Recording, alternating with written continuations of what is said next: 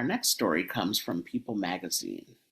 A woman with muscular dystrophy says she was dropped during a traumatic experience flying home for the holidays. Nila Morton is actually someone who I met in person on a recent trip to Washington, D.C. Nila has muscular dystrophy and is a wheelchair user. In this article by People magazine, Nila details her traumatic experience that she had when traveling from Washington, D.C. to North Carolina to visit family during the Thanksgiving holiday. Upon her arrival in North Carolina during the deplaning process, airline employees dropped Nila as they attempted to transfer her from the airline seat to an aisle chair. This fall resulted in Nila hitting hard on her left side and her tailbone. This resulted in her experiencing pain for the remainder of her trip home during the Thanksgiving holiday. On her return trip to Washington, D.C., Nila noticed that her wheelchair had been damaged.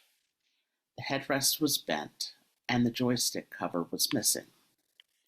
Nila went on in the article to explain that the airport employee who assisted her with her luggage left her outside in the cold by herself to await for her Uber.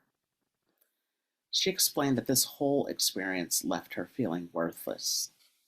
She shared this experience on her TikTok account, and the video has gained over 150,000 views and over 4,000 comments.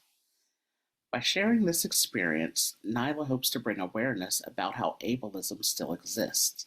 She says, "I hope people can understand what ableism is. Something I believe many able-bodied people fail to understand is that combating ableism requires more than avoiding ableist slurs or befriending a disabled person you find cool. True allyship involves dismantling the systemic barriers that perpetuate discrimination and exclusion for disabled people." Stories like Nila's are not uncommon.